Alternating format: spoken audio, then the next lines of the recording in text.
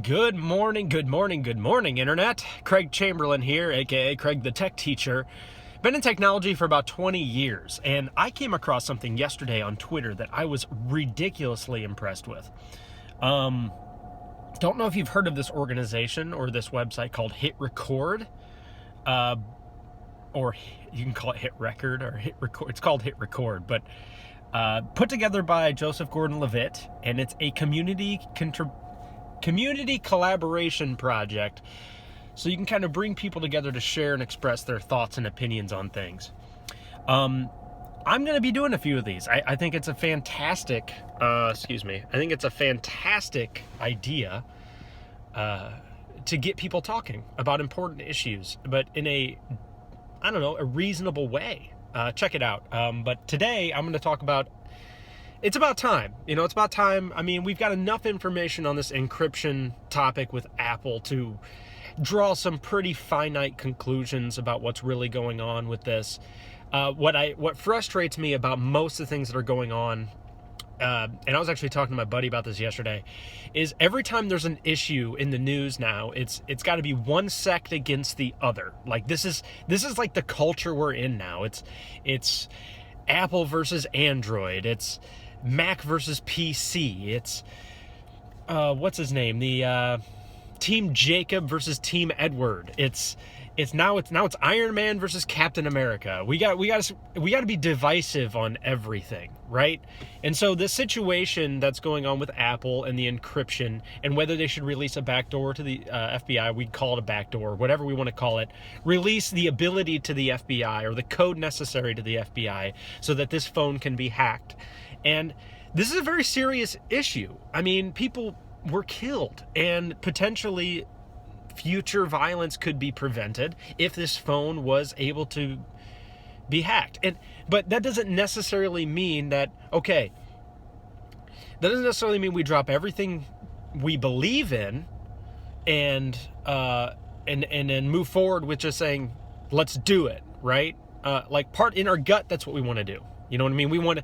Our gut feeling is to say, and this was my initial gut feeling, saying, whatever, dude, just give them what they need so they can get in there and get the information. My initial gut feeling isn't necessarily always the right reaction to the situation, because emotions don't always give us the best, the best possible outcome. So really what it boils down to with this whole encryption thing is Apple doesn't trust the FBI to retain this backdoor hack for this one device.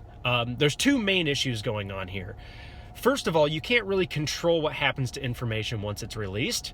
Absolutely true, especially in the rapid communication world we live in. And second, setting precedents for allowing the government to issue government orders for backdoors into people's devices. Both issues are very serious. We can't just simply just throw our hands up in the air and say, oh, well, the government, we can trust them, All we need to do is give them a back door. Everything will work great. We can't just throw our hands up and say that's always going to be the right idea.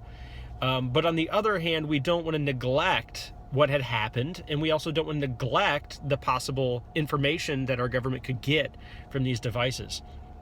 So the real question here is there some kind of a compromise that Apple and the FBI can come together in which there's a controlled environment for that backdoor? And if that is the case, I'm leaning more on the side of if we can create some kind of a controlled way for Apple to adhere to this court order, then in my opinion, it makes sense that it could be done one time. You following what I'm saying? Because that way, any future backdoor requirements that were authorized by the state could be enforced. Even saying that out loud, that the amount of control that's necessary with information makes me realize that what Apple's saying is probably absolutely true. How can we control this? How can we control this backdoor? The truth is a company like Apple lives and breathes on security. We got all of our devices that we take for granted, the amount of security and the amount of engineering that goes into people not being able to get into them. And realistically, it would be devastating to them as a company to have to release a security hole in any form, because realistically they would probably have to spend millions, if not tens of millions, if not hundreds of millions of dollars to make sure that if that backdoor ever leaked, they could react to it appropriately, because it's all about confidence in that respect. The issue of precedence is also very important. We can't really just say the government always has the authorization to go in and decide it can hack into people's devices at any given time, because there is this degree of privacy that we should have as individuals. Now, I'm one of those people who realizes that our electronic devices aren't really private. I mean, come on, guys, they're connected to a satellite and GPS at all times.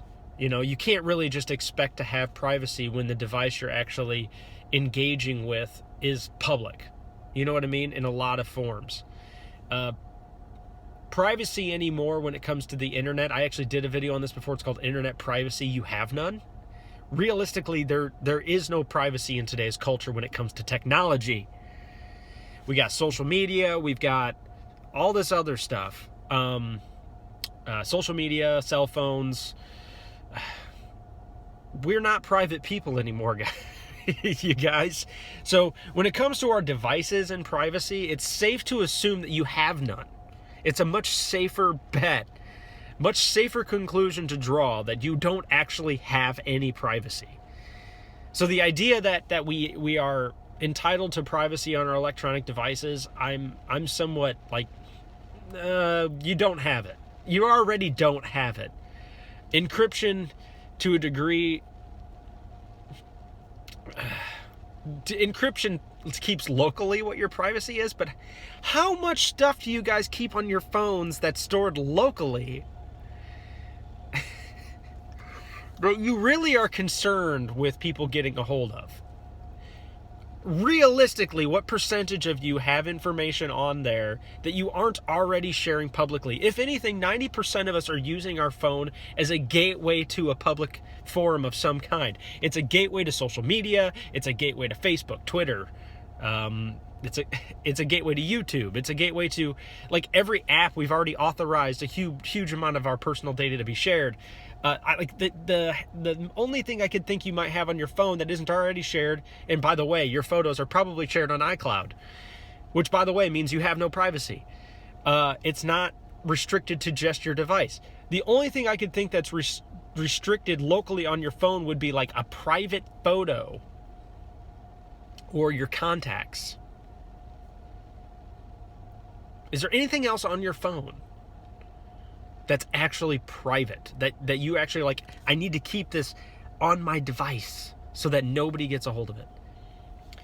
I don't know. I've worked with technology for a really long time. The culture's changed significantly over the past 10 years. This generation doesn't care about privacy, and that's fine. You know, they don't care about internet privacy. I think they acknowledge it for what it really is. I think those of us who have grown up with it still kind of like believe we can cling on to this privacy element to it, but realistically have found that doesn't really exist. If we were like are honest about it, it's like this false sense of security.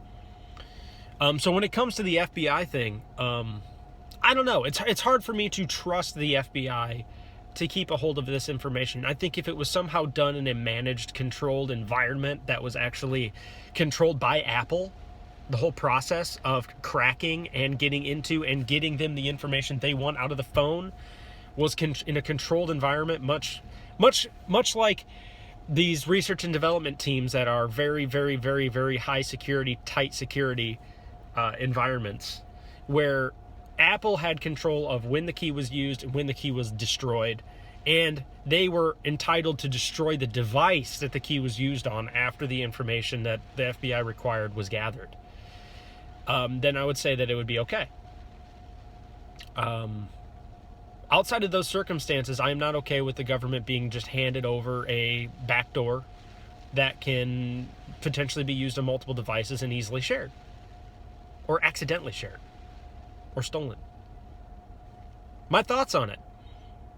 Thanks for stopping by, guys. As always, have a great day and God bless.